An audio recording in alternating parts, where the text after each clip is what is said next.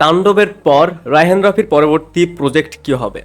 Lion, তাণ্ডব 2, তুফান 2 নাকি সুড়ঙ্গ 2? এখন যে আপডেটটা রয়েছে সেটা আমাদের আউট অফ সিলেবাস, কারণ আমরা এরকম কিছু ভাবিনি। আমি একটু আগে একটা আপডেট শেয়ার করেছি সিয়াম আহমেদকে নিয়ে, যে মেহেদী হাসান হৃদয়ের সাথে সিয়াম আহমেদ একটা কাজ করতে যাচ্ছে, এটা অলমোস্ট কনফার্ম। বাট এখন যে আপডেটটা শেয়ার করবো এটাও সিয়াম আহমেদকে কেন্দ্র করে, কারণ আপডেট অনুযায়ী, তথ্য অনুযায়ী রায়হান রাফির পরবর্তী সিনেমা সেটা লায়ন নয়, সেটা তুফান 2, তাণ্ডব 2 বা সুড়ঙ্গ 2 নয়, সেটা হতে যাচ্ছে সিয়াম আহমেদকে নিয়ে। আর এটা আমি খুবই পজিটিভ ভাবেই দেখছি। এখন যদি শাকিব খানের পরে দেখেন সেটা আফরান নিশোর পরে দেখেন সেটা কিন্তু সিয়াম আহমেদ। যদি লাস্ট সবার সিনেমার বক্স অফিস কালেকশনের কথা বলেন, লাস্ট সিনেমার কথা বলেন, তাহলে সেখানে সিয়াম আহমেদ একটু হলেও এগিয়ে থাকবে সবার চেয়ে, এবং তার কিন্তু একটা বেশ ভালো ফ্যামিলি অডিয়েন্স হয়ে গেছে। তো সেখান থেকেই হয়তো বা রায়হান রফি এবার যেটা করতে যাচ্ছে, আপডেট অনুযায়ী এই সিনেমাটা না কোনো রোমান্টিক না কোনো অ্যাকশন, এইটা হতে যাচ্ছে হরর ফিল্ম।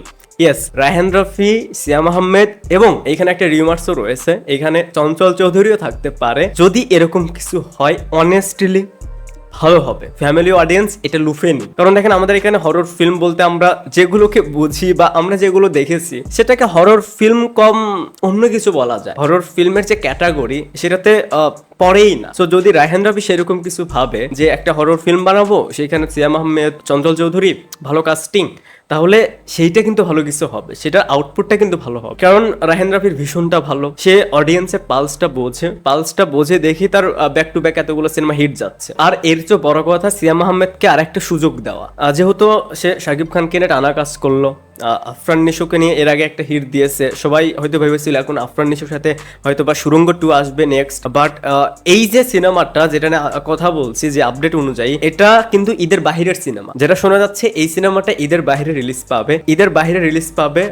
এরকম আরেকটা সিনেমা রয়েছে, সেটা পরবর্তী আপডেটে জানাবো। বাট এটাও যদি ঈদের বাহিরে রিলিজ হয়, দেখেন এটা কিন্তু অনেকবারই শোনা গেছে যে ঈদ ছাড়া রিলিজ করবে, বাট পরবর্তীতে গিয়ে দেখি সেই সিনেমাটা ঈদে রিলিজ করে। বাট এইবার আমার কাছে কেন যেন মনে হচ্ছে যে এটা ঈদ ছাড়া রিলিজ পেতে পারে, কারণ ঈদে যদি আসে রায়হান রাফি, সেখানে সে সেভাবেই আসবে এবং সেটা চরকির সাথে। এটা কিন্তু চরকির সাথে না, এই সিনেমার প্রোডাকশন হাউস ভিন্ন, আমার আপাতত মনে নেই। বাট যদি ভিন্ন প্রোডাকশন হাউস হয়, তাহলে এটা আমার কাছে কেন জানি মনে হচ্ছে যে হ্যাঁ, তারা যদি বলে ঈদ ছাড়া, তাহলে ঈদ ছাড়াই এই সিনেমাটা আসবে। আর আমি তো বলবো ঈদ ছাড়াই আসা উচিত। সব সিনেমা যদি ঈদেই আসে, ঈদের বাহিরেও তো দর্শক টানতে হবে, হলগুলো বাঁচিয়ে রাখতে হবে। সো সিয়াম আহমেদের হাতে বড় দুটা প্রজেক্ট, রায়হান রাফি, মেহেদী হাসান হৃদয়। সো এইটাকে যদি সে ঠিকঠাক ভাবে কাজে লাগাতে পারে, পরবর্তীতে তাকে ভালো সিনেমা পেতে, বড় প্রোডাকশন হাউস পেতে, আই থিঙ্ক এই প্রবলেমটা আর ফেস করতে হবে না, যদি এই দুইটা সিনেমা হিট হয়ে যায়। আর হিট হওয়ার সম্ভাবনাটাই অনেক বেশি, পার্সেন্টেজ অনেক বেশি, কারণ ডিরেক্টর, প্রোডাকশন হাউস সবই পজিটিভ। আর হ্যাঁ, এই সিনেমাটার নাম হতে পারে, আপাতত যেটা শোনা যাচ্ছে সেটা অনুযায়ী শিয়ানা, পরবর্তীতে সিনেমার নামও চেঞ্জ হতে পারে। সো দেখা যাক পরবর্তীতে কি আপডেট আসে, আমরা কি আপডেট পাই এই সিনেমা সম্পর্কে। ভিডিওটা দেখার জন্য অসংখ্য ধন্যবাদ। এই চ্যানেলে যদি প্রথমবার মতন হয়ে থাকেন তাহলে প্লিজ সাবস্ক্রাইব। বাই।